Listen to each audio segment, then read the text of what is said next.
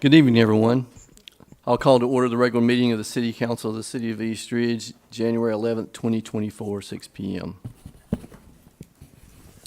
I'd like to invite Jeff Baden, Senior Pastor of Hamilton Life Church, forward and provide us with their invocation and then lead us in our pledge, if everyone will stand.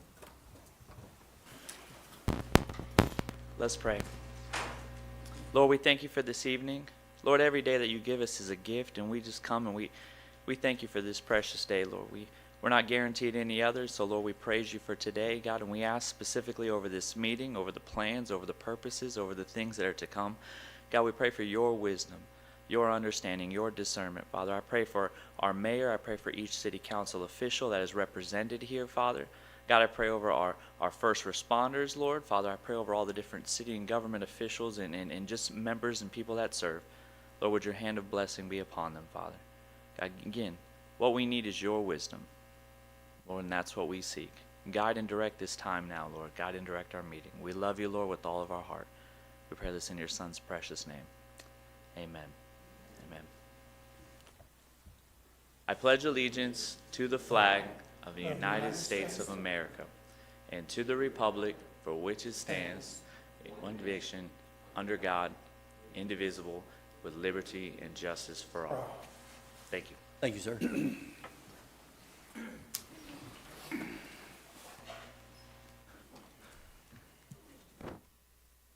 Roll call, Ms. Middleton. Mayor Williams. Here. Vice Mayor Haynes. Here. Councilmember Cagle. Here. Councilmember Tyler. Here. Councilmember Witt. City Manager Miller. Here. City Attorney Litchford. Here. All right, the first item is our milestone awards for December 2023.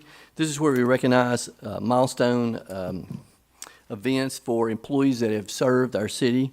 We have 4 that had milestone awards this past month. It will be Thomas Finch for 20 years of service, Kyle Tate for 15 years, Daniel Bernard 5 years, and Jamie Hollander for 5 years.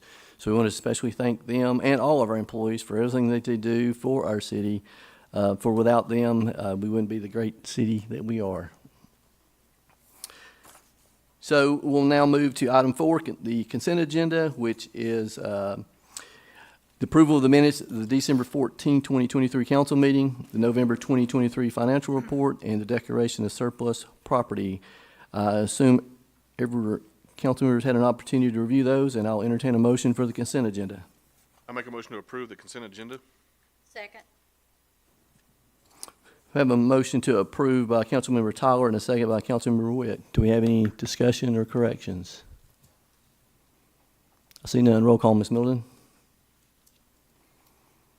Vice Mayor Haynes. Yes. Councilmember Cagle. Yes. Councilmember Tyler. Yes. Councilmember Witt. Yes. Mayor Williams. Yes. We'll move to the next item, communications of citizens. This is an opportunity for any citizen to come forward, address the council with any questions, concerns, accolades. We'll see if anyone is signed in at this point. No one, but if there's anyone in the audience, now's an opportunity to come forward, and you'll have up to 5 minutes. I don't see anyone, so we'll move to the next item, communications from council members. I'll start on this side. Councilmember Cagle. The only thing I have, Mayor, is the fact that I just like for everyone to pray for the Denny Manning family. Denny has had a heart attack and he's had a stroke and he's not doing real good and there's nothing they can do for his heart. So he's just at home taking medicines, and so I just like for ask everybody to keep him and his family in our prayers. Absolutely. Thank you. Thank you. Vice Mayor Haynes. I don't have anything at this time. Councilmember Witt. Nothing. Councilmember Tyler. Nothing at this time. All right, so I usually have a few things to say. First, I'd like to welcome 2024 for everyone. We hope everyone had a great Christmas and a New Year's holiday. We're excited about what we've got going on this year. And I also want to thank the staff and our employees for the hard work, for the beautiful lights and decorations around City Hall, the community center, all the city buildings, and up and down Ringo Road. So thank them for that. One thing I wanted to mention also is the Eastridge Dog Park. I don't know if you've actually seen it lately, but it's reopened. We've done a little tender loving care and done some seeding of grass, and it looks good. It is now open 7 days a week, sunrise to sunset, correct? But please be mindful of the park rules. So our community members are hardworking, trying to keep, and our staff to keep the park clean and safe for everyone to enjoy. Some upcoming things I wanted to bring to everyone's attention. The Eastridge City Library is ringing in the new year with knowledge. They're having their Adult Winter Reading Challenge. Registration to open on the 29th. Reading logs can be picked up at the front desk at the library during operational hours. There's weekly drawing for prizes. For every book you read, your name will be entered in for a weekly drawing. And then you have to have a minimum of 5 books read during the period to be available for a grand prize drawing, which will be done after February the 23rd. If you have more information you'd like, 423-867-7323. Then a Parks and Rec over at the community center, they're having pancakes and pajamas on January the 26th. Event will include free pancake dinner, fun, games to follow. Children 5 to 7 they must register to attend. They can scan a QR code if you see the flyer or find it on social media, or you can actually call 423-486-2034. There is limited availability. And then also there, check out the aerobics class, and this is one of many activities and events that they have, great activities and classes over there. But the aerobics class is starting, or has started 3 times a week. The first class is free, $35 a year. Tuesdays and Thursdays at 6 and Saturday mornings at 9. Like I mentioned, the community center is awesome with events and activities and classes that are going on. Then if you shift down the road to our Parks and Rec, we have a lot of things that are starting up. So registration is now started for baseball, t-ball, softball, soccer, and adult softball. T-ball ages 3 and 4, boys and girls. Registration for all these are January 1 through March 1, I believe, except for the adult softball. I'll get to that. $45 for the T-ball, includes jersey, pants, hat. The season will start March the 25th through May the 2nd. It's a 6-game season. Baseball, 5 to 12-year-old. Registration is also January 1st to March 1st. $100 per player, includes jersey, pants, socks, belt, and hat. Coach pitch for 5, 6, and 7, and 8, and then kid pitch for the other age groups. Their season will be 12 to 14 games. They'll be playing in other parks in the Chattanooga, North Georgia area. Then they'll have an end-of-season tournament in May. Softball is ages 5 to 16. The registration is also January 1st to March 1st, $100 per player. Jersey, pants, socks, belt, and visor. Their season will begin the 25th of March through May the 14th, and they'll be in the Scenic City Softball League. Then soccer groups under 4 through under 19. Registration is January 1st through February the 23rd. Their season is March 9th through the 25th, and then last is the adult softball. That's January 1st through March the 8th, $600 per team, and then they'll have the season's March 18th through May the 9th, with a season end-of-season tournament May 13th to the 15th. So we have a lot of things that are going on and kicking off in our city and at our Parks and Rec Community Center and other things. So get out and get involved. We have a lot of things going on. I'll now pass it to the city manager. Thank you, Mayor. I want to wish everyone a happy new year. 2024 is going to be a very hard-working year for Eastridge. We've got a lot of projects and initiatives that I'll get into in a second. I want to give you an update on the Ringgold Road multimodal project. Progress meeting was held about a week ago. Talley Construction, who was doing the work on that, continues work on the north side of Ringgold Road with the construction of storm drain structures, and they are prepping the areas on the north side between, I would say, Jack's Restaurant and McBrien Road for the pouring of sidewalks. However, I understand that the cold front coming through next week is going to put a chill on everything. Concrete will not be able to be poured next week. So hopefully, if it warms up 40 or above, we can start pouring some concrete. But that's our next process in getting that done. Moving to leaf pickup. We've done, almost completed with our 4th trip through the city of East Ridge. As of today, we were down on Marlboro, or up on Marlboro, north of Ringgold Road, heading east. And we had another crew on John Ross Road, on the south side, Ringgold Road, heading west. So we're going to make one more trip through the city, a 5th trip. But if you've got leaves that had not picked up, please give City Hall a call at 423-867-7711, and we'll be out very quickly to get those picked up. I mentioned about some major city projects and initiatives for 2024. I guess you could say that East Ridge is on a roll. Other than a lot of residential development scattered throughout the city, we've got some large developments coming on board out off of Frawley Road. But some of our projects, we're working on Ringgold Road multimodal, which I keep referring to all the time. We're looking to have that one completed this summer of 2024. About time. The East Ridge Animal Shelter is under construction now. It's right behind Fernando's Restaurant off of Stone Street. They've got footers poured, and they're working the best they can with the weather, specifically the rain. But they got 180 days to get that completed, so we're looking at the completion of that project this summer.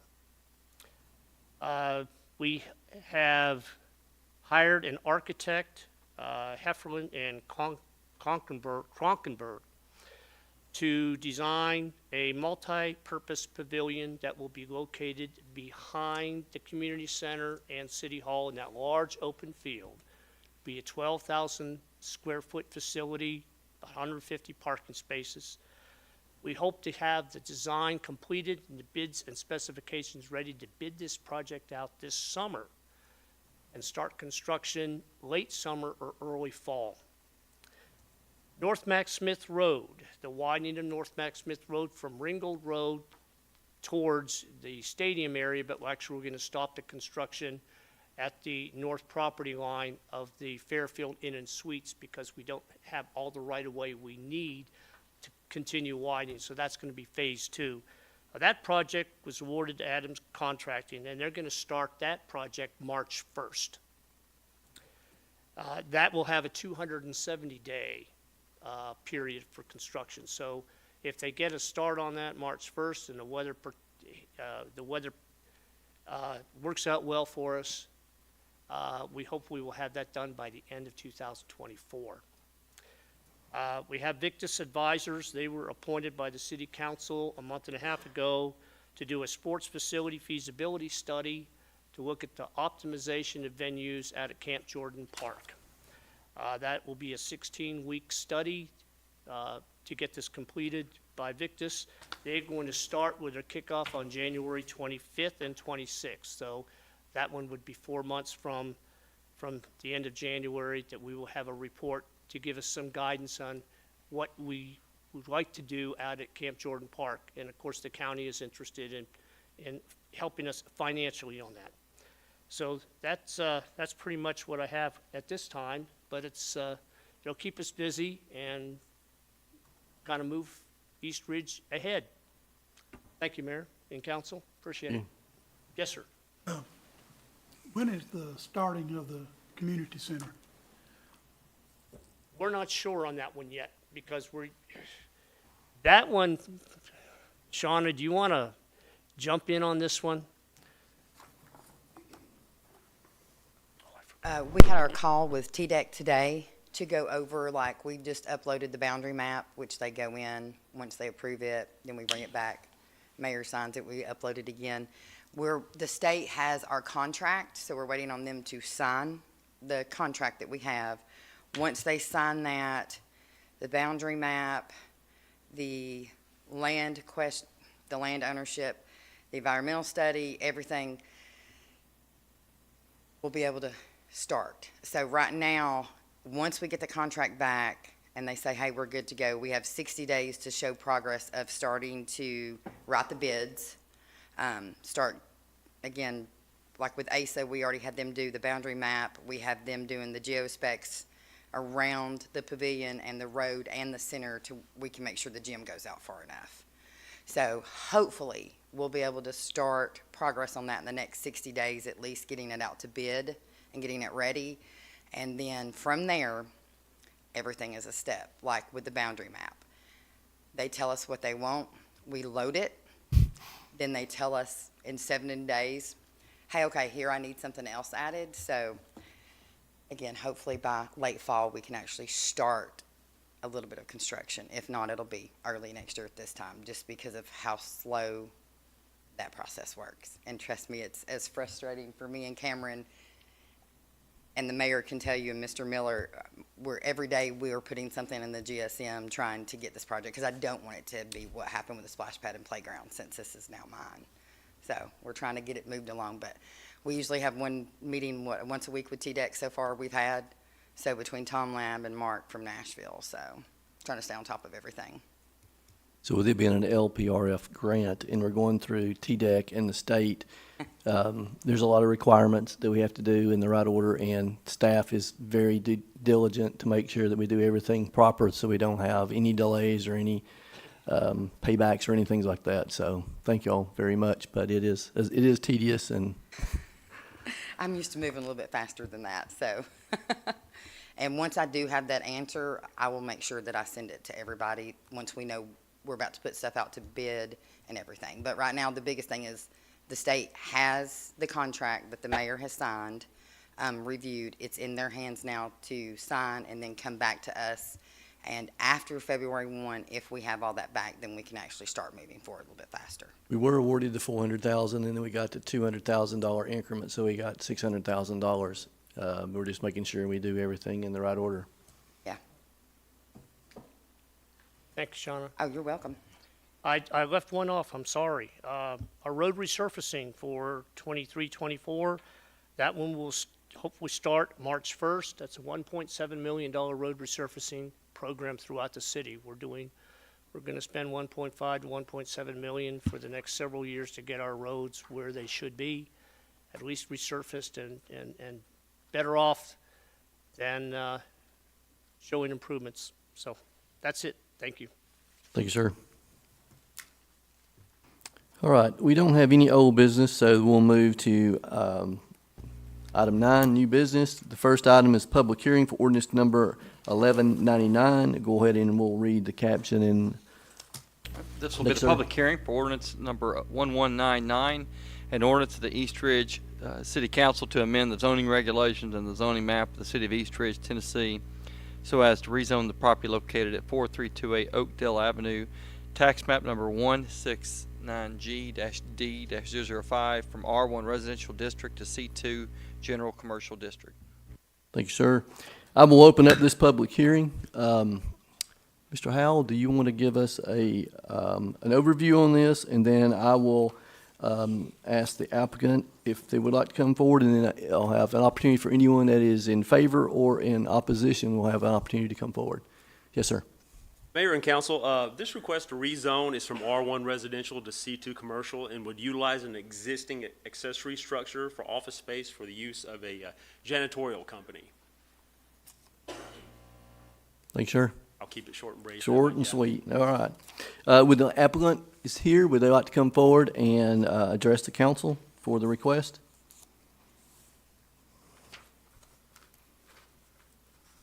Good evening. My name is David Lee, and I'm representing 4321. Is that your address as well, for the record? That's your address? Okay. Yeah, 4328 Oakdale Avenue. Thank you.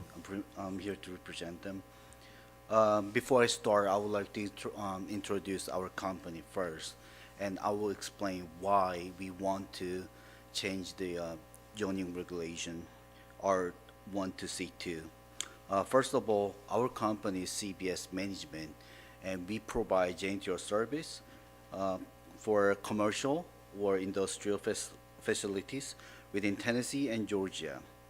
On October 2022, Mr. Ree bought the company from Daniel Park, who was on that 4328 Oakdale Avenue. And we purchased the property on last year, June 2023.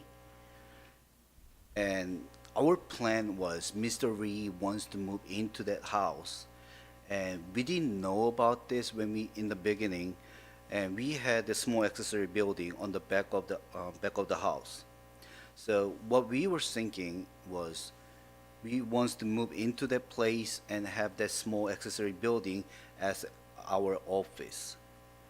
And we didn't know about the regulation, we didn't know anything about it, so we spent a lot of time, a lot of effort to remodeling the small accessory building as an office.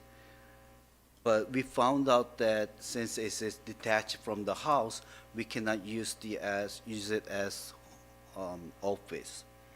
That's why we are recasting, changing the zoning to R1 to C2. That's one of the reason. And the other reason is Mr. Ree has kidney failure right now. He's on dialysis right now. He cannot drive that far. That's why we are trying to move into that house, and he can just step like 10 steps from that house to the office. In that way, he doesn't get tired that much, and in that way, we can keep him healthy. On December 4th, on the last meeting, I heard a lot of concerns and worries from my neighborhood that if once we change it to C2, they're worried, our neighbors worried that what if we sell to somebody else? What if some other business comes in? Then it's going to be more, I'm sorry, my English is second language. I'm trying to think of the word a little bit. More trouble for the neighbors, but we would like to put the restriction on our zone. We would like to put the restriction that it is only for CBS Management LLC, not any other business. And if we sell these properties, then we are willing to change it to R1 and sell to somebody else. We are not going to keep it as commercial zone. We would like to keep it as residential zone, because we want to be a part of the family, part of the neighborhood. Because I've been there for almost 2 years as I was working at the CBS Management, and I see all the neighbors, and they are friendly and nice, and we would like to be part of a family, actually, more likely family to everybody. And I heard another concern about the traffics that going through our neighbors, but our company, I've been checking all of my security cameras, how many cars coming into my office, how many cars are going out of my office. And regularly, every day, it's only like 3 or 4 cars. Most of times, the 3 cars will be parked in front of our property, and they'll be staying there for like about 5 to 6 hours. So the traffic-wise, we're not adding any other traffics to it. And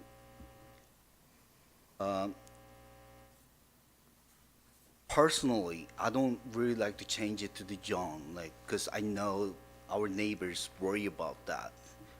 What if the other business comes in?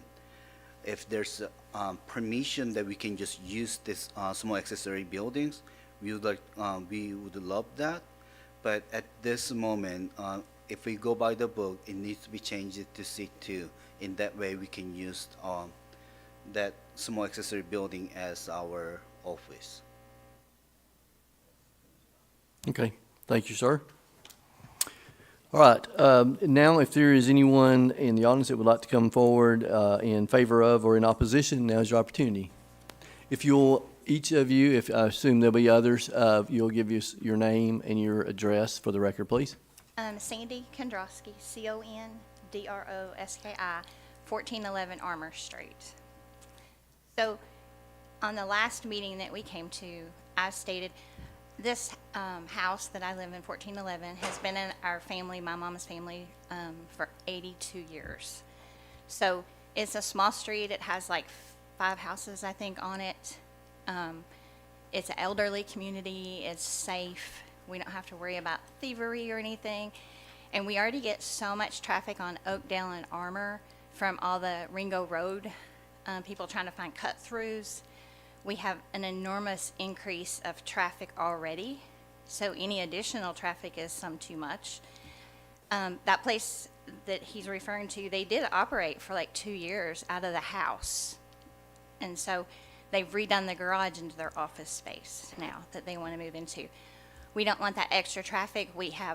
It's like a 1 lane, kind of 1.5 maybe, because 2 big cars cannot pass at the same time on these streets. You have to kind of go over to let someone else pass. And I guess we have enough there's enough East Ridge property to be able to move somewhere else other than right there in the neighborhood or close to the neighborhood. And I could have, yesterday I was gone, but Mr. Lee decided to come around and visit the neighbors yesterday prior to this meeting and came up to me and the other lady today. When I think that's inappropriate. He sent us a letter and a gift card to my entire neighborhood, so we take this as a bribe. We don't appreciate it. I don't think we can be bought. We've all lived in these houses for a long time. We don't want the commercial property there, and I guess that's what I'll have to say. Thank you, ma'am. But I'm gonna leave this here for him to take back, because we're not gonna be bought. Thank you. Yes, ma'am. Jennifer Crittenden, 1410 Armour Street. I've been in my house for 15 years. I'm a single mother. My children are grown now, but I have grandchildren on the way. My street has always been, other than Friday afternoons when the bank traffic gets through there, it's always been a safe where they can ride their bikes in the driveway, go out into the street, because it's a dead-end road. Do not feel that way if it gets moved to C2, because I understand he says that CBS is his only business and will be his only business. But what's stopping him from tearing that down, structure down, and building something else?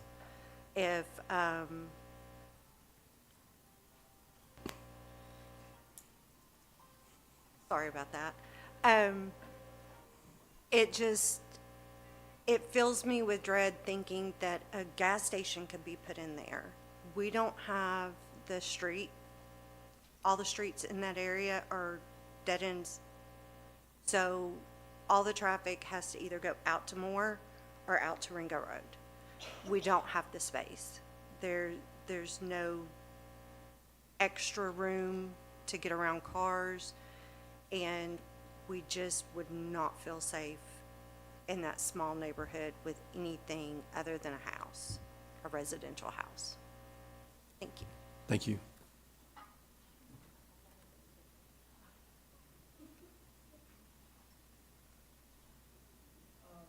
My name is Bill Higgins, 1411 Armour Street. Our concern is that, before, say, 30 years ago, we didn't get a say. It's just kind of happened without us. When Donna's Rent-A-Car, which is no longer there at the corner of Oakdale and Moore Road, we never got an option to say anything about that. And that business was horrendous while it was there, and now it got torn down. That building's gone now. But then the same thing with that, where now Airsoft is up there. There was a house there originally that we never got a say back in the early 90s about that house getting torn down, and that building being built that was a swim center or something that dealt with pool supplies and stuff. But we never got an option to say on that, But with this, we've seen what happened before when we didn't have an option, when the Park guy, Mr. Park, owned that business and ran that cleaning service out of that house for 2 years or so. And the traffic ever since then has been horrendous, not to mention all the construction out there on Ringgold Road, where people are coming down our road and turning around, even on our little dead-end street, you know, where we have maybe 5 cars a day, the people that live there up and down that street, and we've got an additional 8 or 10 cars a day that come down and turn around in our driveway because they find out it's a dead-end street where there's clearly a sign that says dead end, you know. But we just want to, we are dead set against having any type of business in our neighborhood. We don't need it, especially with those little skinny roads where you can't, you know, traffic's horrendous as it is, much less to try to get past people there. So, and plus we don't appreciate the bribes. Thank you, sir.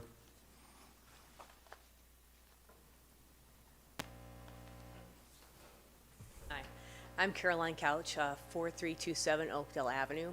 I live directly across the street from the house in question, and we've been there since 2019. I know not very, very long. I have a 14 and 15-year-old. I know we have some new neighbors two doors down from us, and they have little kids. They ride their bikes all down. I just do not want to see this house into a C2 because, you know, we bought this house thinking that, you know, we're going to retire in it. It's a one-level house, and I would hate to see in the future for it to be turned, I'm afraid, turned into something else. That a gas station, supermarket, right in front of me, that would be very devastating for me. And so, you know, I'm against it, and I hope you are too. Thank you.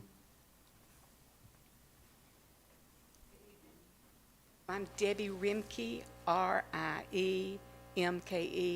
I live at 1406 Armour Street. Thank you for letting us speak. We really appreciate it. I have some statements I just want to read. You've heard all the objections that my neighbors have made to you, and I have to tell you I am in full agreement with all of them. As a matter of fact, I have a petition that's signed by my neighbors, and they are all in agreement. Some of them couldn't be here tonight because, as someone stated, they're old and a lot of them are sick, and so they couldn't make it. Mr. Lee came down to visit me yesterday, as he did with other neighbors, and he stated to me that if he had to move his business somewhere else, that it would be a pain in the butt.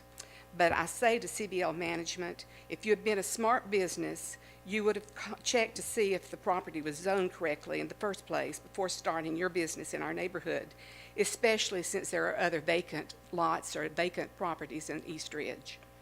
It may not seem fair to Mr. Lee, the CBL management, that we're asking you to vote no on converting this property on Oakdale to commercial property. But how fair is it to all of my neighbors who pay taxes in East Ridge that some of us have been there for 72 and 80 years. I personally have been connected with Armour Street and Oakdale for 72 plus years. I just think that it is time for us to stop doing this commercial property in our neighborhood, and I ask you to think that way too and to vote no. Thank you very much. And Mr. Lee, thank you for the gift card. I will take my gift card and I'm going to donate it to my church benevolent room where it can feed poor people in East Ridge. Thank you. Is there anyone else?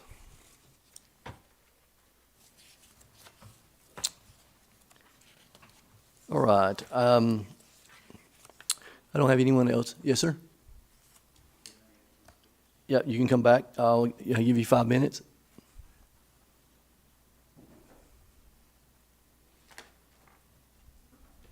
First of all, David Lee, 4328 Oakdale Avenue, and I walked around the neighbors past this week because I felt like last time, the last meeting, I felt like I didn't explain why.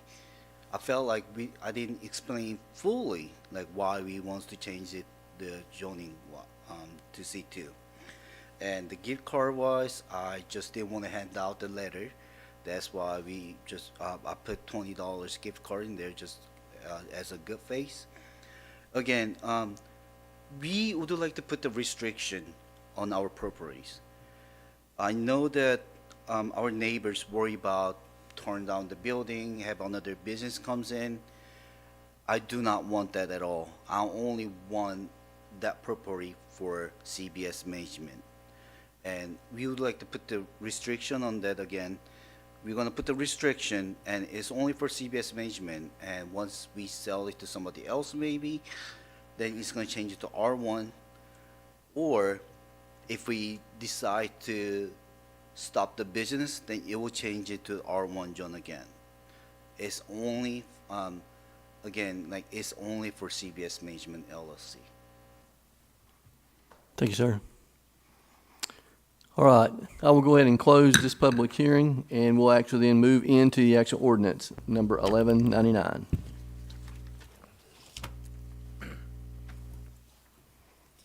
Ordinance number 1199, an ordinance of the East Ridge City Council to amend the zoning regulations and the zoning map of the city of East Ridge, Tennessee, so as to rezone the property located at 4328 Oakdale Avenue, tax map number 169G-D-005, from R1 Residential District to C2 Commercial, General Commercial District. And this is the first reading. Yes, sir, Mr. Howell. So Mayor and Council, as the citizens said, the site is surrounded by residential. To the east of it, to South Moore, I believe it is, there are 2 commercial properties that are vacant. But keep in mind, the intent of the C2 district, this is to promote clustering development of commercial district facilities which are dependent upon traffic in major thoroughfares. So this also should protect in a manner that protects the residential districts as well. That's the whole intent of the C2 district. Having this dip inside of a residential district would not be a good use of transitional zoning. Thank you, sir.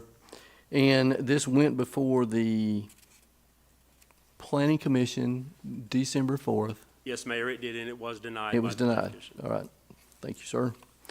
All right, council, I'll entertain a motion for ordinance number 1199. I'll make a motion to deny ordinance number 1199. Second.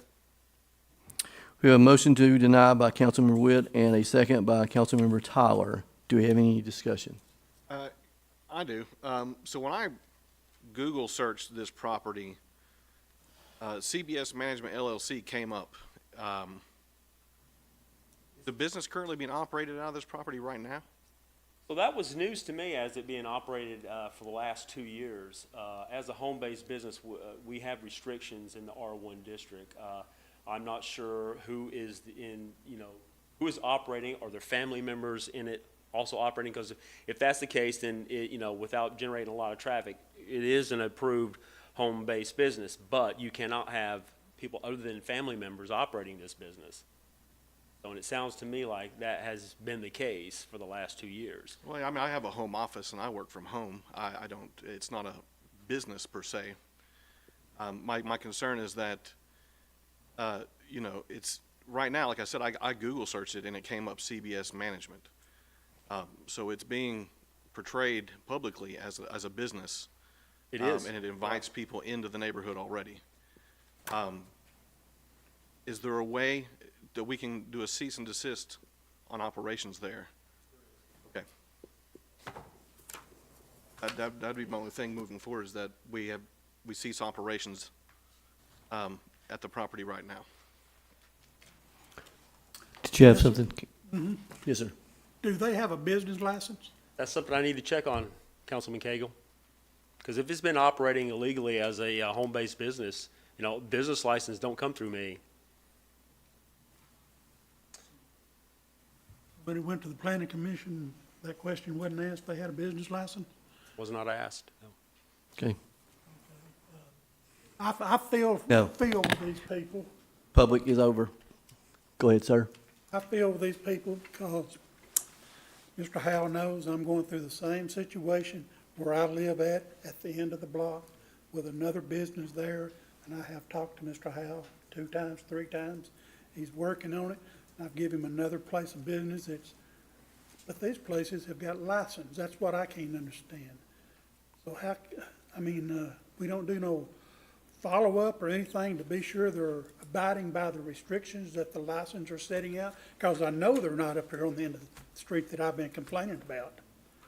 Once the business license application is received through the city, the only thing that I will check is the zoning, and that is it. to make sure if that home-based business fits that zoning. Now, when that zoning is approved for a home-based business, there are rules and regulations that are given to that applicant at that time that they must abide by. If those things are not abide by, then a cease and desist will go out on that property. Then, people that issued the license, they didn't ask to check it to be sure they were able to issue a license for this piece of property? Well, the license, so my understanding is a business license can't be denied, and Diane can, Correct. You have to issue a business license. right. That's state law. We have an application form that they have to complete, and that application form is filed with the secretary out there, receptionist. She goes into the building department and has the zoning checked to make sure that it's applicable, and hands them the do's and don'ts. And if everything is met, they issue the license, the business license. Well, all business licenses aren't required to be in a commercial zoning. No, sir. If they're a home-based business, depending on certain rules and regulations, now they can be issued. But now if we start getting complaints on that, that's when codes enforcement will start doing the follow-up. Right. If it becomes a nuisance, cease and desist will be issued for a home-based business. We have, our home occupation business license per se is rather strict. However, it could be made stricter. And that's one of the items that Mr. Howe and I are working on at the current time.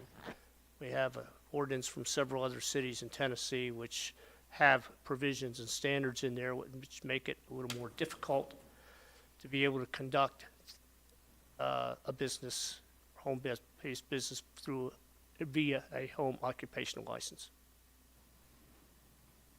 We will check tomorrow on the business license, but also sometimes there are some businesses that are not required to have a business license per state law. So I'll have to see if we have a business license for them. Run a business, some state laws, you don't have to have a business license. Well, for example, a doctor's office does not have to have a business license. Insurance companies do not have to have a business license. There's certain ones. You have 4 classes, and then you have certain ones that you'll look and it says not required. Lawyers like Mr. Litchford, he does not have to have a business license. He has a business, but they are not required under state law that they have to have a business license. It's just the way it is. I didn't know, that's the reason why I'm asking. Yeah. That's right. But Question. we will check. Anyone else? All right, we have a motion and a second to deny. So voting yes will approve the denial of the request. Roll call, Ms. Middleton. Vice Mayor Haynes. Yes. Councilmember Cagle. Yes. Councilmember Tyler. Yes. Councilmember Witt. Yes. Mayor Williams. Yes. Ordinance number 1199 is denied. If you have questions, you can then reach Mr. Howell tomorrow. Mayor, did the cease Yes, sir. of the order, well, was it put in there? No, No? Okay. no, that's administrative. We can go Yep, ahead and that'll do be- that. Okay. All right. We will now move to the next item, item C, public hearing for ordinance number 1200. An ordinance of the East Ridge City Council to amend the East Ridge zoning ordinance number 481, Article 5, Section 303, relative to height and area requirements in residential townhouse zones. Thank you, sir. Mr. Howell. Yes, Mayor and Council, from time to time, staff brings forth proposed changes to the municipal zoning ordinance. The requested changes were approved by the Planning Commission to amend Sections 303 of the Residential Townhome District. These changes will help to create orderly development within the city, allowing property its most appropriate land use given its location and surrounding uses. The proposed changes to increase the minimum build site area from townhome dwellings from 13,050 square feet to 1,500 square feet was one of them. Second proposal to R2 zoning, a lot must be bordered on at least one side of a C1, C2, R2, and R3 zoning district. This will help eliminate spot zoning which I might add, council has already really done this in the past with several rezonings, one being Boyd Street, North Smith Street, and Amelia Court. All of those RT1s border to C2 districts. So you've set a precedent, and kudos to you for doing that. So you've already started this. And lastly would be the lot sizes based on the percentage of an acre for a maximum of 10 homes per acre. Mr. Miller and I both looked very closely at surrounding municipalities in their RT1 requirements, and we feel that this fits really good with what other municipalities have going for them right now. Thank you, sir.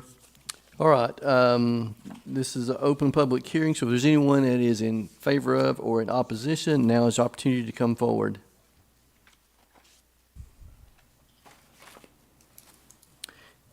I see no one.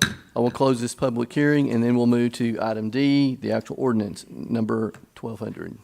An ordinance of the East Ridge City Council to amend the East Ridge zoning ordinance number 481, Article 5, Section 303, relative to height and area requirements in residential townhouse zones. Thank you again, sir. Mr. Howell, I won't have you repeat that, but I will entertain a motion from the council concerning ordinance number 1200. I make a motion to approve ordinance number 1200. Second. Have a motion to approve by Councilmember Witt and a second by Councilmember Tyler. Do we have any discussion? Yes, sir. Yes, sir. How many square feet is in an acre? 4,003, I'm sorry, go ahead. 43,560. 43,560. Yes, sir. So minimum lot size to build 2 townhomes is 10,000 square foot is what we're proposing. Yes. And that would increase throughout up to, the 43,560 for a max of 10 townhomes per acre. And we just would go down the line, 39,000 for 9, 35,000 for 8, 30,500 for 7, and so forth. Our current zoning for duplexes basically require 10,000 square feet for duplex zoning, so we basically ratcheted down from that as a point of reference.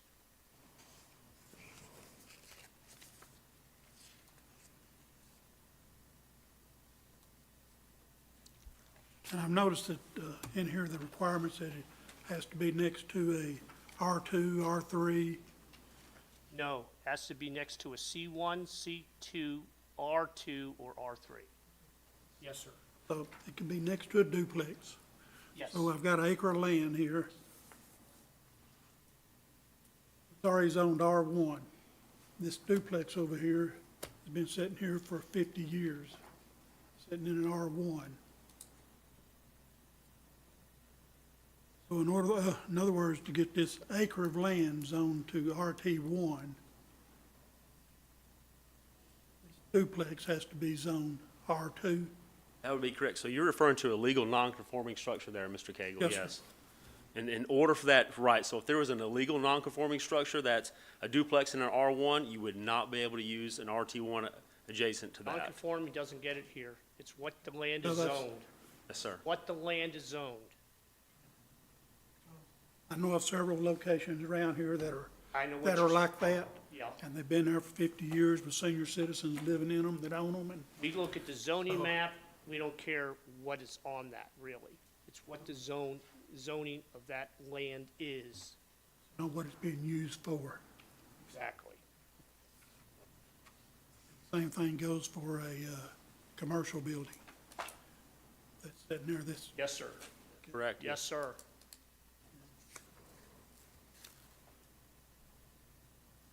okay, that's. Any other questions? For tonight. Okay. Any other questions? Send in roll call, Ms. Middleton. Vice Mayor Haynes. Yes. Councilmember Cagle. Yes, Councilmember Tyler. Yes. Councilmember Witt. Yes. Mayor Williams. Yes. Ordinance number 1200 passed first reading. Thank you, Mayor and Council. Thank you, sir. We'll move to item E, resolution number 3491. A resolution of the East Ridge City Council approving the East Ridge Park and Recreation 10-year master plan designed by Kimley Horn and Associates. Good Sure. evening. Mr. McAllister. So we are asking for the approval from the mayor and council this evening to approve and adopt the final draft of the Parks and Recreation Plan that was provided to us by Kimley Horn and Associates. This plan will go from 2024 to 2034 and replace the existing Parks and Recreation Plan that we had in place that was originally created by the Southeast Tennessee Development District. This updated plan identifies the needs and goals of not only the Eastridge Parks and Recreation facilities here at the municipal complex, but also Springville Park and Camp Jordan Park. And then it also has some of the feedback that we asked for during the SWOT analysis and the community input survey over the last 3 to 4 months. So there was a bounded copy of the Parks and Rec plan that was provided to each of you in your mailboxes, and I wanted to go through here and highlight a couple of those. On page 8, there is a question that asks for activities or programs that citizens in Eastridge would like to see added. If you see the responses, they're in big bold letters. The bigger the wording, the bigger that it was selected on the plan. So the top 2 selections or responses from citizens in Eastridge would be festivals, such as fall festivals, music festivals, things of that sort, and then a community pool. So we also have seen family events, music, food festivals, cycling activities, food truck alleys, basketball courts, outdoor pickleball courts, tennis, additional art festivals, and things of that sort.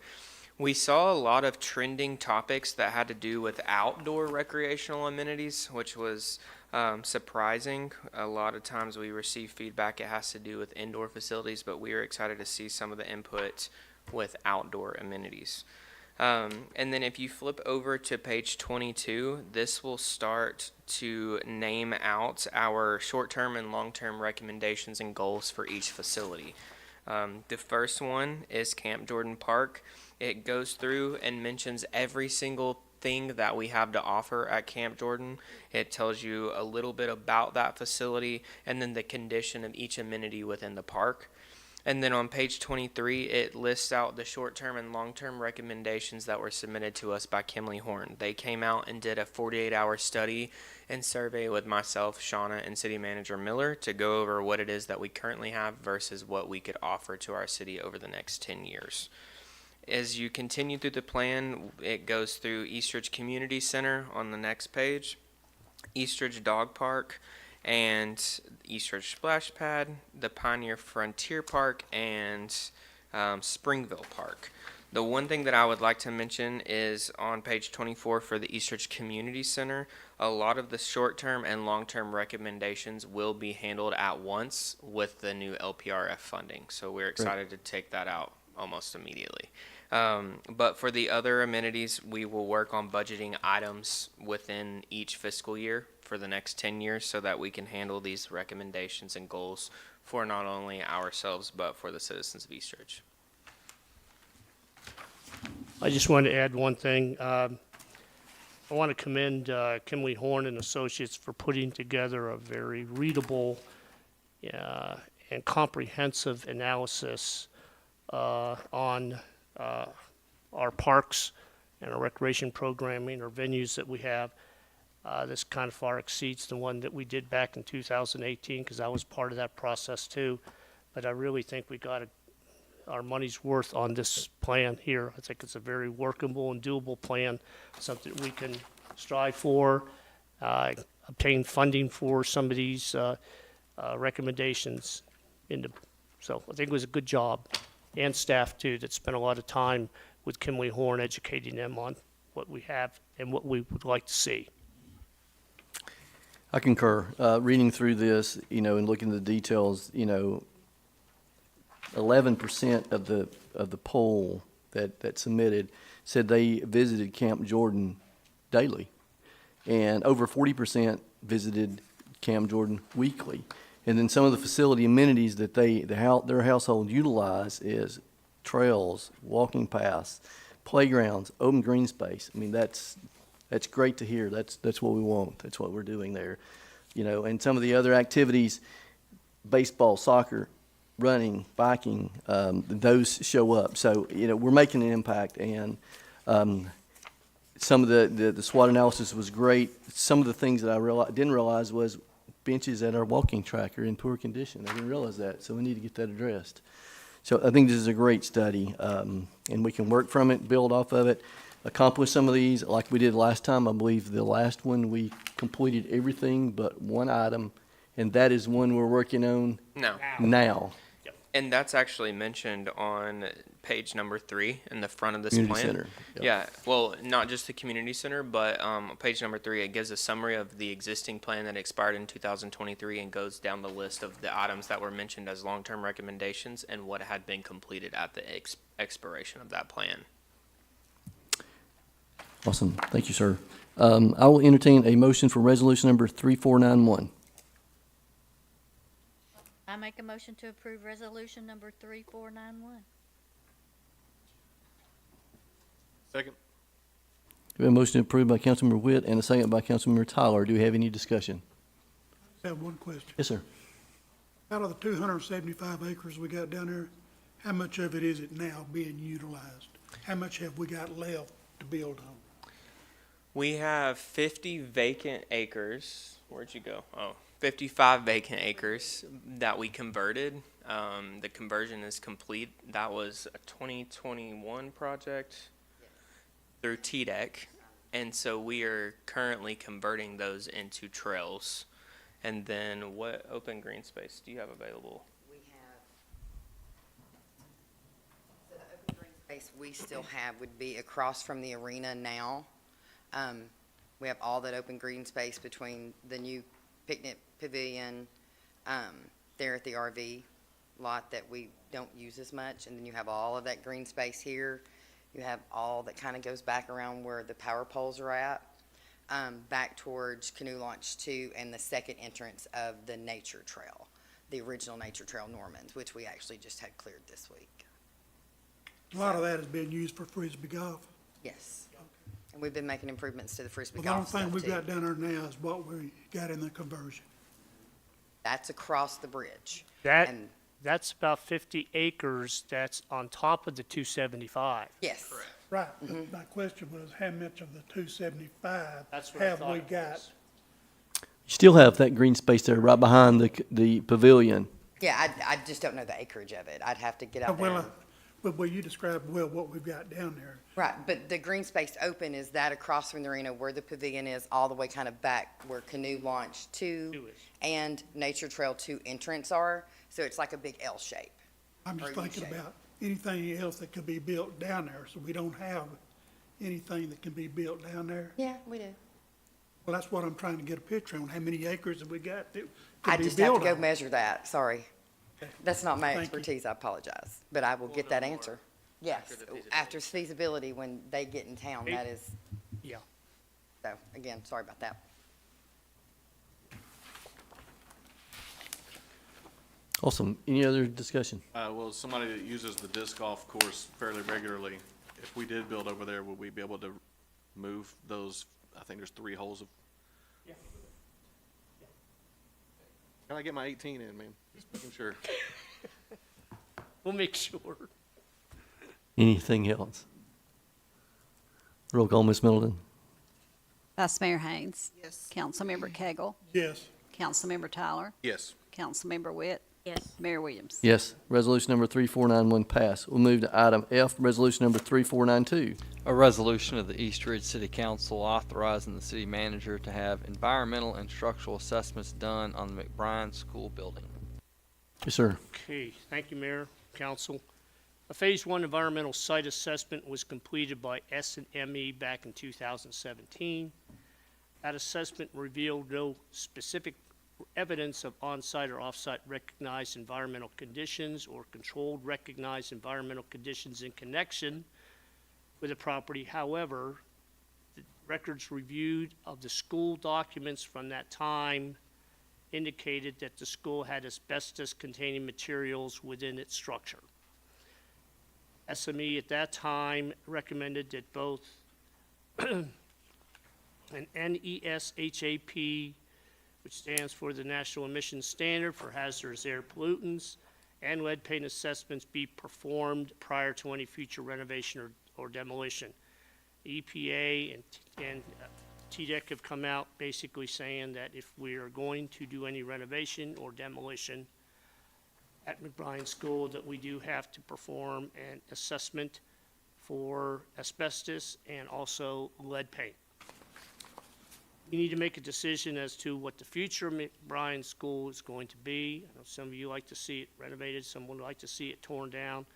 Be it one way or another, the first thing we need to do is have an assessment conducted by SNME. This would be similar to a Phase 2 environmental assessment. That could be done by SNME. They have a proposal later on in this agenda in the amount of $10,800 that they would be able to perform that assessment and give a report. The second item that should be looked at is a thorough walkthrough of the building by an engineer to ascertain its structural integrity. I have talked with Mac McCarley, PE. He performed a facility assessment of McBrien School back in 2012 when he worked for Thompson Engineering. He's willing to do another performance of this at a cost not to exceed $5,000. Also, I would feel that a walkthrough of the building by a general contractor to provide an estimation of the cost of construction to bring this building to a functional and operational level or use. I would recommend that BP Construction, I have talked to them about it, due to their knowledge of McBrien School, again, at a cost not to exceed $10,000 to do that. These three assessments being done and with their submitted reports would provide the city council with greater educational specifics in regard to McBrien School and possibly help you decide where we go from here. So what I'm asking for on resolution number 3492 is to endorse the three assessments that we need to undertake on McBrien School. Thank you, sir. All right, council, I'll entertain a motion for resolution number 3492. I make a motion to approve resolution number 3492. Second. A motion to approve by Vice Mayor Haynes and a second by Councilmember Tyler. Do we have any discussion? Seeing none, roll call, Ms. Middleton. Vice Mayor Haynes. Yes. Councilmember Cagle. Yes. Councilmember Tyler. Yes. Councilmember Witt. Yes. Mayor Williams. Yes, resolution number 3492 pass. Move to item G, resolution number 3493. A resolution of the East Ridge City Council authorizing the city manager or his designee to purchase two 2023 Ford Interceptor sport utility vehicles from Lonnie Cobb Ford through the Tennessee Department of General Services statewide contract listing number 209 pursuant to Tennessee Code Annotated 12-3-1201B. Thank you, sir. Mr. Elston. Council. This would be for two Ford Police Interceptors at $46,324 each for a grand total of $92,648, which should be charged back to the SRO grant funds. Thank you, sir. Those would be used for the new SRO positions. Awesome. Thank you, sir. Council, I'll entertain a motion for resolution number 3493. Make a motion to approve resolution 3493. Second. A motion to approve by Councilmember Tyler and a second by Councilmember Witt. Do we have any discussion? Yes, sir. Got a picture of a black police car back They'll be there. in white. Huh? Those are just their standard stock Okay. photos. They It will says be back there white, specs matching all the white. rest of them. Okay. Yes. This is for two cars. How many schools do we have? We'll have four, but it was just basically a financial decision because we're going to exceed the grant funds with the positions, but it looks like we can fit two of the vehicles up under it without going too far into our own money. Thank you. Any other questions? Seeing none, roll call, Ms. Middleton. Vice Mayor Haynes. Yes. Councilmember Cagle. Yes. Councilmember Tyler. Yes. Councilmember Witt. Yes. Mayor Williams. Yes. Resolution number 3493 approved. Thank you. Thank you. We'll move to item H, resolution number 3494. A resolution of the East Ridge City Council to waive the fee for use of Camp Jordan Arena by East Ridge Elementary School for its 5th grade graduation. Yes, Alice. Mayor and Council. Eastridge Elementary has requested use of Camp Jordan Arena on Wednesday, May 22nd of 2024, from 7 a.m. to 1 p.m. for their 5th grade graduation. I did speak with the school. They will help supply help for the setup and breakdown. The event, since it is with the schools, it does fall within our new updated facility fee waiver policy. It will also come in on the tail end of Thrillville. So that's why we're doing it on a Wednesday, because Thrillville will be out by Sunday night, Monday, most late by that Tuesday. And then we could do this, and the gun show comes in, and there's no setup for us there. So staff is recommending waiving the fees for the arena in support of Eastridge Elementary School's graduation. Thank you, ma'am. Council, I'll entertain a motion for resolution number 3494. I make a motion to approve resolution number 3494. Second. Have a motion to approve by Councilmember Tyler and a second by Councilmember Witt. Do we have any discussion? See none. Roll call, Ms. Middleton. Vice Mayor Haynes. Yes. Councilmember Cagle. Yes. Councilmember Tyler. Yes. Councilmember Witt. Yes. Mayor Williams. Yes, resolution number 3494 approved. We'll move to item I, resolution number 3495. A resolution of the East Ridge City Council authorizing the mayor or his designee to enter into a memorandum of understanding with Chattanooga Spay Neuter Clinic for providing spay neuter services to East Ridge Animal Services. Thank you, sir. Mayor, Council, we have an existing MOU with Chattanooga. This is basically a fee restructure. They are still cheaper than any other option we have to provide the services. Thank you, sir. Council, I'll entertain a motion for resolution number 3495. Motion to approve resolution number 3495. Second. We have a motion to approve by Vice Mayor Haynes and a second by Councilmember Witt. Do we have any discussion? Yes, sir. Yes. What is the adoption fee? You would ask me that. I believe we restructured that, It's 35. 35. Oh, For cats, I think it's a little more it's 75 for dogs. 75 for dogs. All right, when we get them in, so then we send them to Chattanooga Neuter, what do we normally spend down there? I believe the new fee calls for, well, depending, under the new structure, a female dog will be 59, a male dog will be 49, a cat will be, or a female cat 39, and a male cat will be 28. Also $30, so when we do our trap and our catch and release, basically where we're going to the feral cats as well, we use this service. Then in here, I noticed that the following fees may apply, like stuff to put them to sleep with. I don't know what a lot of this stuff is. Different sized dogs are charged more. Correct. Okay, so we don't have a total for what we normally ask for to be done when we send them down there before we put them up for adoption. Correct. Basically, we took what expected fees for on an average for the animals, because you've also included in that food, water, other things, because we're required to keep them for a certain amount of time. But at the same time, we want it to be a reasonable cost, because ultimately we want to rehome the animals. This fee added to the adoption fee? No. No. So if we spend 100, we adopt it for 75? Correct. But we've got the animal then out of our shelter and owned for the next one. I would like to say how much my neighborhood appreciates the feral cat that y'all. Thank you. Thank you. Any other questions? See none. Roll call, Ms. Middleton. Vice Mayor Haynes. Yes. Councilmember Cagle. Yes. Councilmember Tyler. Yes. Councilmember Witt. Yes. Mayor Williams. Yes. Resolution number 3495 approved. We'll move to item J. Thank you. Resolution number 3496. A resolution of the East Ridge City Council amending Resolution 3241, which approved the Human Resources Manual. Thank you, sir. Good Yes, ma'am. evening, Mayor and Council. I am proposing 9 amendments and/or additions to the Human Resources Rules and Regulations, and I'm just going to run through very briefly from this list if you want to follow along. The first one is clarification on the enrollment of new employees to TCRS. That is now an all-digital system, so that cleans up the language on that. The next one is in regards to longevity pay.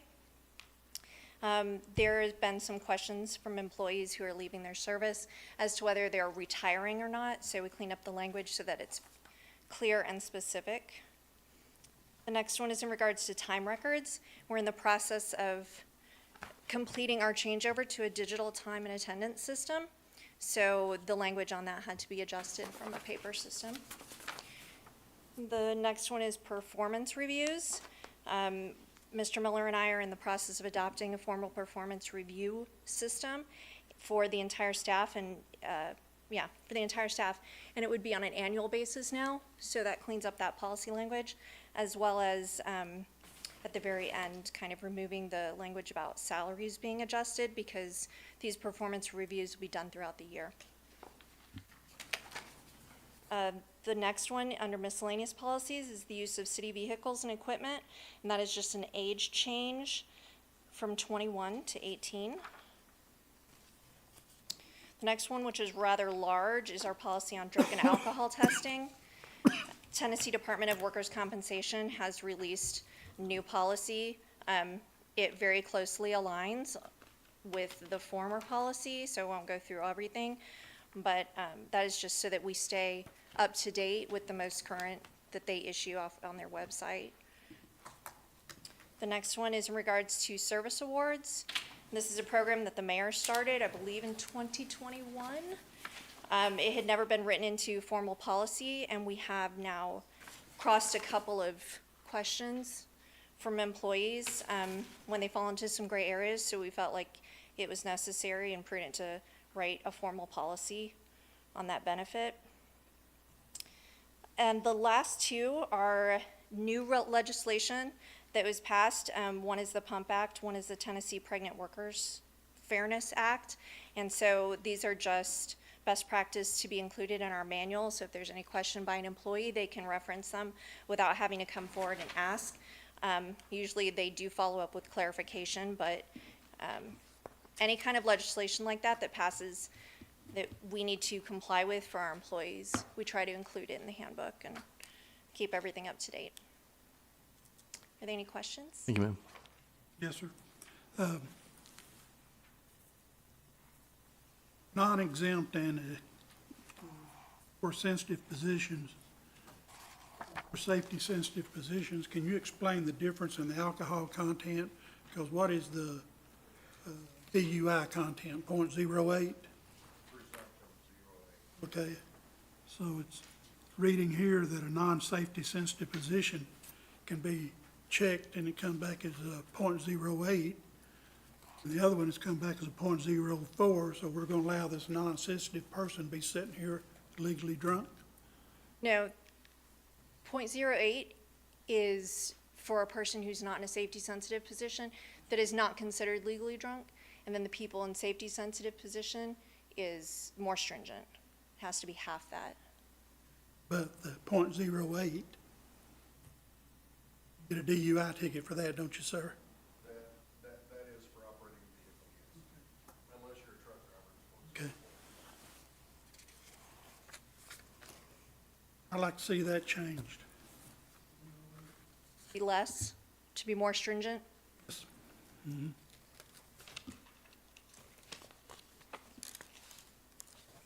Everybody see where he is? I'm sorry, we should have put page numbers on here. It's the last. Page 6. Page 6, yes. It's kind of near the center, just above 1, number 2, 3, 1. 4 paragraphs down. Yeah.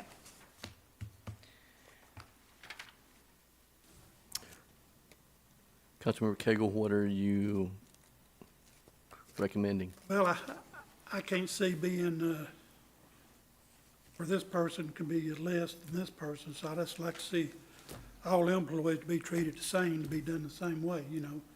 If one can come in at 0.04, then they all need to come in at 0.04, not 0.08.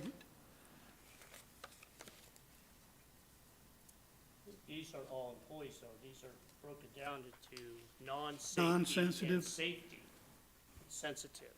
Okay, all employees that are in these groups. You want a flat across the board, .08, I think you said .04. .04. Well, the .08, with, just like the chief said, we can legally give you a DUI ticket, or if I get out here in a city vehicle and have a truck and I come back and checked it, .08, I'm gone. It don't need to be any lower than that, but the .04 you're saying is more strenuous? Yes. And in other words, .04 is less alcohol consumed. Correct. That's a percentage of your blood volume of alcohol, so yes. It's half the amount of the Right. .8. Okay. And the safety sensitive would be someone operating a vehicle, Correct. someone, okay. Or operating any machinery. But For yes, machinery. .04 is, I just like to see everybody .0. .04? Yeah. May I? Mhm. Just to give backstory, only because I'm slightly familiar with this, they do allow the .04, and I don't even know if they still put it in NyQuil, but there are some medications that do contain a small amount of alcohol. That's why they give you a little bit of leeway with the .04 on the safety sensitive side of it. So that's far more than you will get from having a shot of NyQuil. Can't see judging this employee versus this employee because of their position. Right.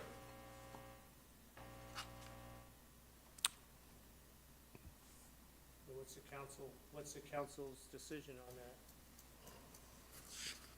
So .08, that's legally, In the state of Tennessee, there's a presumption of being under the influence of alcohol at .08 if you're operating a vehicle.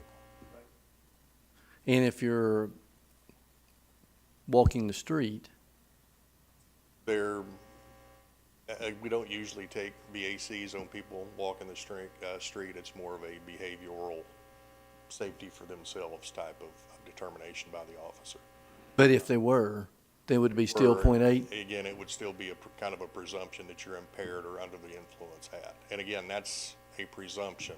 Now, this .8, is that the state level or is that the federal level? It's a federal recommendation the state has adopted. There are other states that have actually, I believe, brought them down to .06 in a couple of states. Some states go .10. Yeah.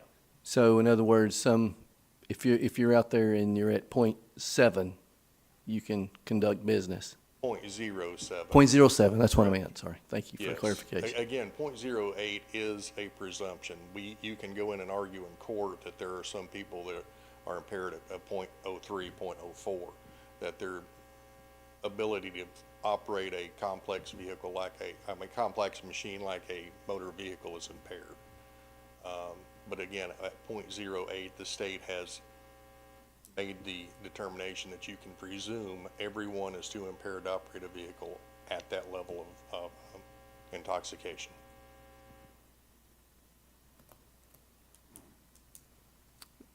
I feel more comfortable staying at the 0.8 state recommendation versus going lower. You want to stay at .08 for everybody? For everybody, you know, that is my main objection, because each employee is not being, Mr. Miller, if I may, I'm not sure that we can continue participation with the Tennessee Drug-Free Workforce if we lessen the restrictions on DOT drivers. May I? Yes. From my position, I mean, obviously, we're in a safety-sensitive position. I would far prefer that we remain at the more stringent guidelines of .04. For the safety. Correct. For insurance purposes, workplace, yes. And I would go along with that. I would go with .04 if we're not gonna go with this and we want to be straight line across, treat all employees the same, I'd have to recommend .04.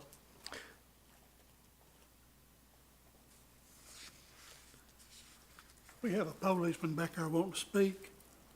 Would it be all right if we get his opinion on this? Sure. TCA for DOT, she mentioned DOT.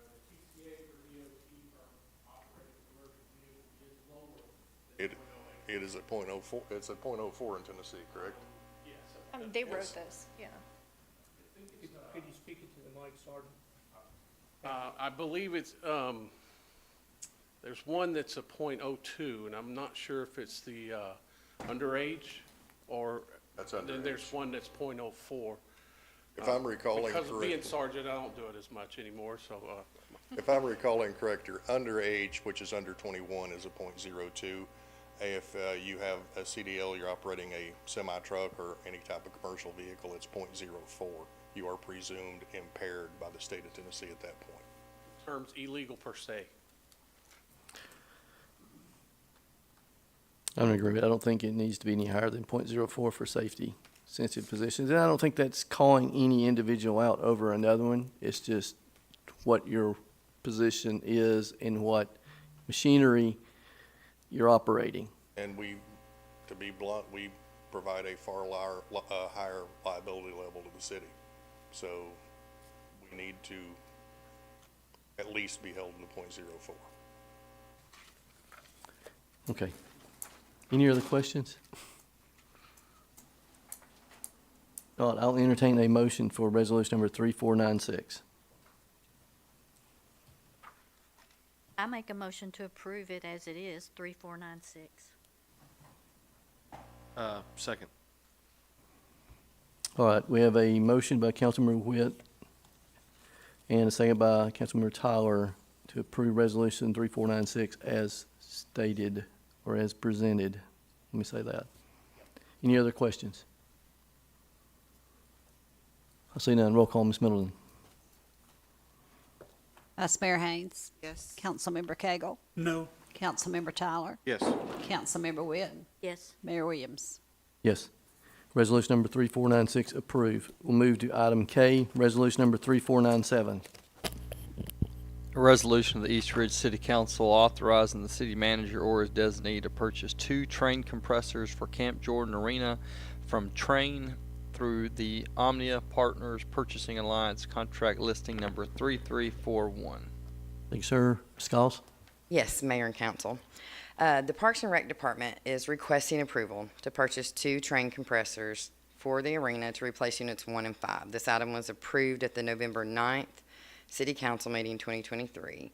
Please see the attached updated quote for the 2 compressor replacements. The price change is reflected in the quote with a new price of $20,954. This price increase came from the increase of the new 2024 year labor rates and materials.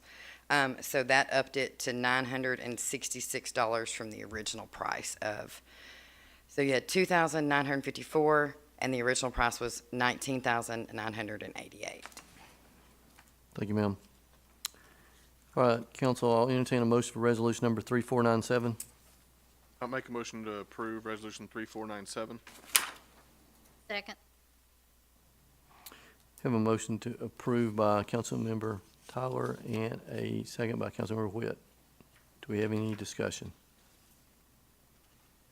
See none. Roll call, Ms. Middleton. Vice Mayor Haynes. Yes. Councilmember Cagle. Yes. Councilmember Tyler. Yes. Councilmember Witt. Mayor Williams. Yes. Resolution number 3497 approved. We'll move to item L, resolution number 3498. A resolution of the East Ridge City Council approving the purchase of a new sign from Ortwine Sign Company for the facade of Camp Jordan Arena as part of Phase 3 for improvements at Camp Jordan. Thank you, sir. Ms. Goss? Yes, Mayor and Council. The Parks and Rec Department is seeking council's approval for the purchase of a new sign to replace the current sign outside of the arena now. This project is part of Phase 3 of Camp Jordan's improvements, approved back for funding on December 14th at the City Council meeting. Attached is the design and the quote, which I did send an updated quote today minus the taxes. Thank you, Mr. Tyler, Councilman Tyler. And then this also includes the removal and disposal of the current sign and the installation of the custom sign included in the packet. I do have the ladies from our sign company here if anyone has any questions. Again, Lauren and them were the ones who did the custom design outside of the arena. So I just had them here just in case. Thank you, ma'am. Council, I'll entertain a motion for resolution number 3498. I make a motion to approve resolution 3498. Second. A motion approved by Councilmember Tyler and a second by Councilmember Witt. Do we have any discussion? I see none. Roll call, Ms. Middleton. Vice Mayor Haynes. Yes. Councilmember Cagle. Yes. Councilmember Tyler. Yes. Councilmember Witt. Yes. Mayor Williams. Yes. Resolution number 3498. Mayor, if I may, Yes. I'd just like to add that these young ladies from Mortwood Sign have also drafted up the signs for Welcome to City of East Ridge, which I forwarded to you and looking for your input. So thank you for your efforts and work on that one. We hope to move forward on that very soon. Absolutely. Thank you. Can't wait to get this over the arena and these other signs out as well. And we will, and to go back to something in November when I wasn't here, because I was having a new grandbaby, the roof project is out for bid now.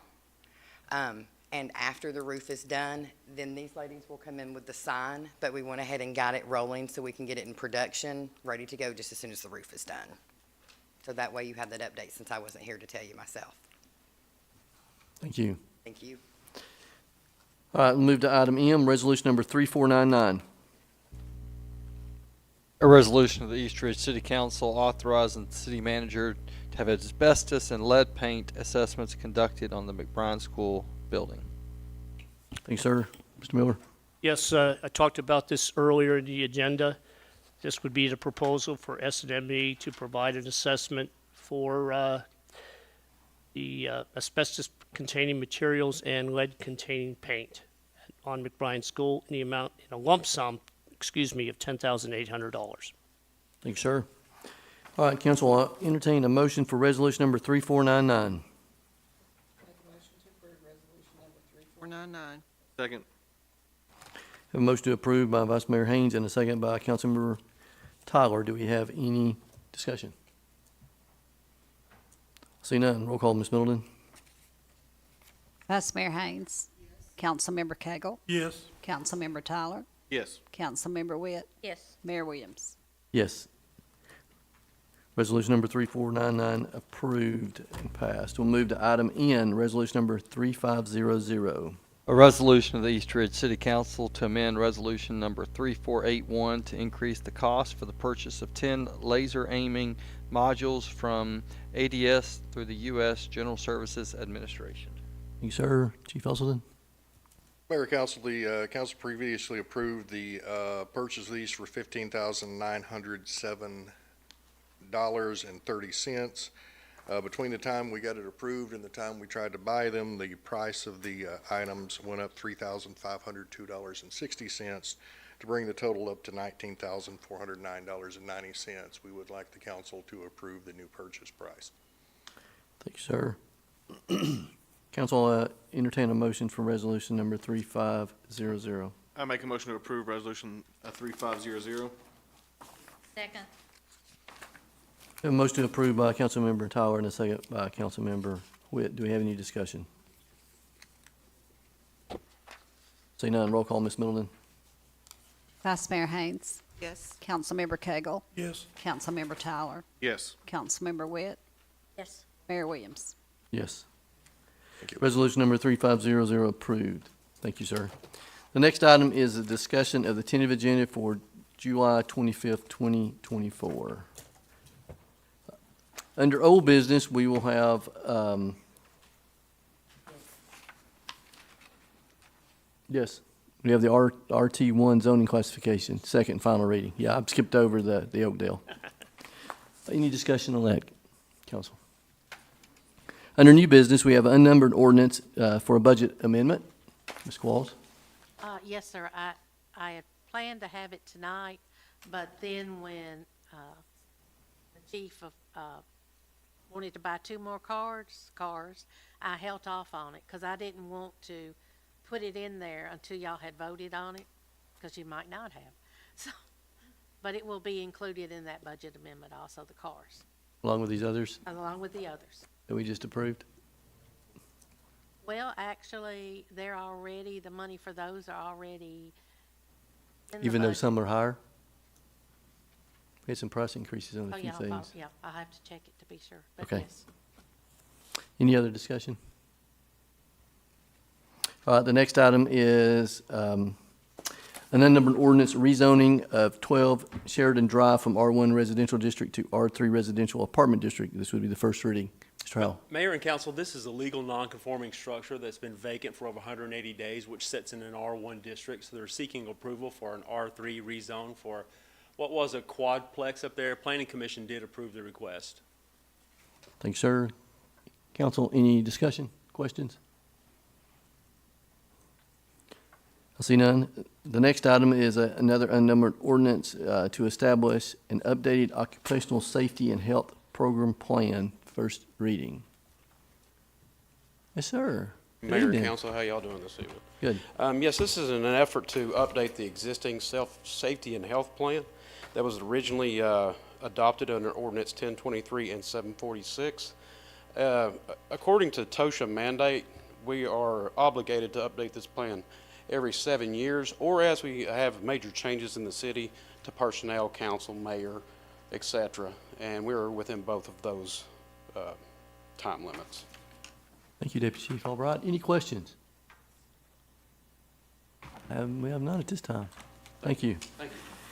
I'll move to the next item, a numbered resolution, approval to waive fee for Chattanooga Autism Center to host event at the community center. Ms. Skiles?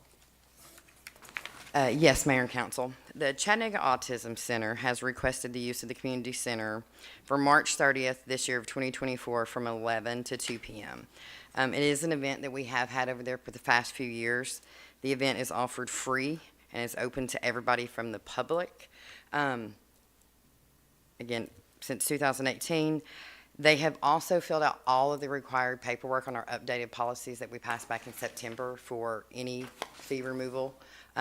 Those will be sent to Diane, and then I will actually have their forms on here for you to see next month at the council meeting also. But staff recommends waiving the fee based on the met qualifications of our new updated policies. Thank you, ma'am. Any questions, council? The next item is a unnumbered resolution to waive the fees for East Ridge High School for use of the soccer fields. Yes, Mayor and Council. East Ridge High School and the middle school have actually reached out this year and requested use of our soccer, baseball, and softball fields at Camp Jordan. In the past, we have let them use our fields for free. It's something I've not come back in front of council with since I've been the Parks and Director, but since, again, we have our new policies and updated stuff in effect, I'm trying to hold everybody to the same standards. At the next council meeting, I'll have a memo for each, the high school and the middle school, with their specific request for using our fields at Camp Jordan. Thank you. You covered the next resolution. So yes, for the middle school use of the softball field. So Yeah. any questions on either, council? I see none. So the last item we have on the tentative agenda is an unnumbered resolution, city manager contract. Mr. Miller? Well, the contract comes up on January 26th, 2024. So it's up to myself and the city council to decide on another year. I'm willing to serve another year, so it's on the agenda for the 25th for your consideration. Awesome. You waited till the last day, didn't you? No, I mean, your contract expires on the 26th, and we'll review this on the 25th. So that's perfect. It just worked out that way. Yeah, but we need to change that one to a little higher number. Any questions, comments, council? We enjoyed you working with us this past year, and Me too. Very much. looking forward to more. All right, I see no questions. So is there any other business, council, at this time? Be added. I see none. Thanks, everyone, for joining us tonight. This meeting is adjourned.